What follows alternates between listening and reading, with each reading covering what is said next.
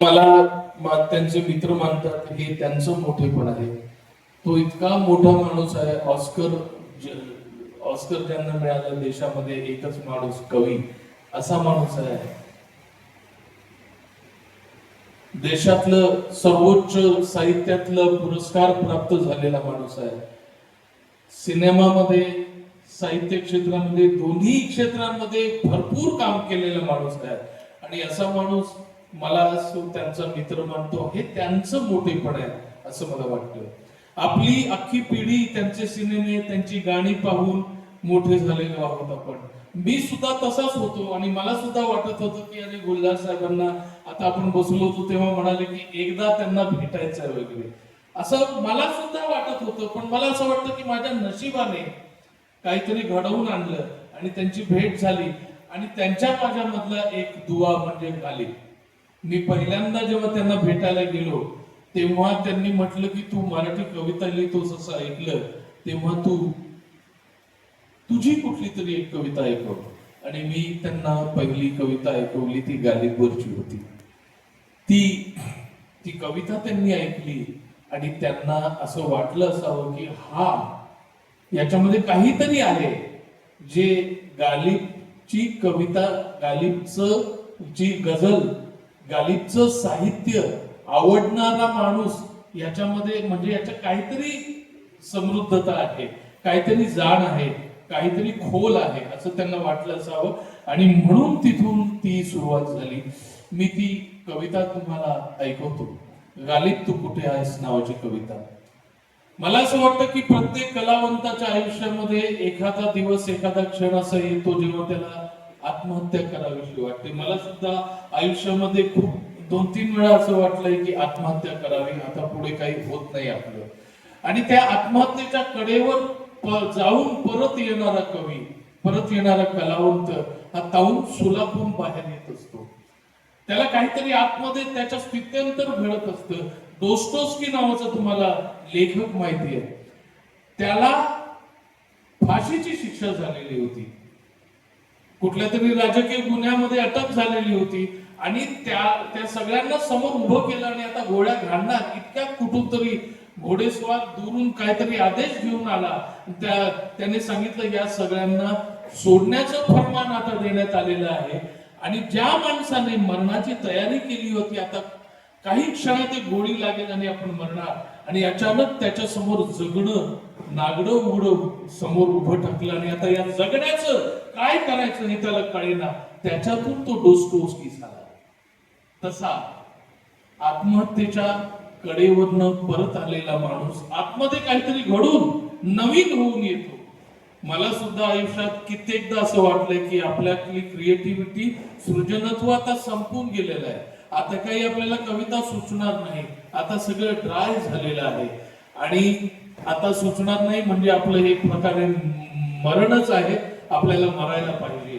परंतु त्याच वेळेला मला कवितेतल्या आजोबाची आठवण आली. आणि कवितेतला आजोबा म्हणजे तुकाराम आणि कवितेतला आजोबा म्हणजे गालिब. इतकं दुःख सहन करूनही मरेपर्यंत जगणारी माणसं ग्रेट असतात, ते आत्महत्या करत नाही. आणि त्या गालिबला मी उद्देशून एक कविता लिहिली होती. ती कविता अशी होती की गालिब मला काहीतरी झालंय, समुद्र पाहून काहीतरी व्हायचं माझ्या छातीत, शहरातल्या गर्दीत उगाच फिरताना दिशाहीन वाटायचं मला, संध्याकाळी सैर भैर व्हायचं तळ मनाचं, पण आता साधे तरंगही उठत नाहीत त्यावर. रात्री अपरात्री पण आता साधे तरंगही उठत नाहीत त्यावर. उदास हलायचं माझ्यातलं झाड, पण आता झाडावरल्या पक्ष्यांनाही कळत नाही झाडाचं अंड. रात्री अपरात्री ऊर उगाच भरून यायचा, पण आता डोळ्यांच्या बावल्या टक्क जाग्या असतात, अंधार पुसत राहतात, इकडून तिकडे तिकडून इकडे. एवढंच काय झाले, कविता लिहून झाल्यावर साधा कागद पाहिला ना की चक्क दिसायचं रे झुळझुळताना पाणी. कविता लिहून झाल्यावर साधा कागद पाहिला ना की चक्क दिसायचं रे झुळझुळताना पाणी. पण आता कोरड्या पात्रातून चालत पोहोचतो मी समोरच्या पर्यंत. एकमेकांची तहान पाहत कसं जगायचं असतं हे एकदा तरी सांगणारे. एकमेकांची तहान पाहत कसं जगायचं असतं हे एकदा तरी सांग गालिब. आता मला तुझ्या दुःखांवर माझ्या वेदनांची मेणबत्ती पेटवू दे. माझं बोट धरून घेऊन चल मला कवितेच्या जंगलात पडणारा पाऊस पाहायला. तुझ्या गझलांची हरणं माझ्या डोळ्यांतून मनापर्यंत उधाण खेळायला सोड. तुझ्या गझलांची हरणं माझ्या डोळ्यांतून मनापर्यंत उधाण खेळायला सोड. मधली कोरडी जमीन शिंगांनी उकरून काढायला सांग त्यांना मात्र. गालिब मला दुःखा इतकं मोठं व्हायचंय.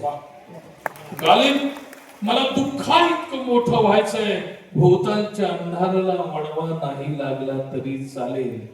माझ्या शब्दांचे दिवे तरंगतायत त्यावर एवढंच मला पाहायचंय. माझ्या शब्दांचे दिवे तरंगतायत त्यावर एवढंच मला पाहायचंय. माझ्या जीवावर पडत चाललेल्या आत्महत्यांच्या गाठी पार करत करत मला मरेपर्यंत जगायचंय तुझ्यासारखंच. मी तुला कधीचा शोधतोय. तू कुठे आहेस का? तू कुठे आहेस का?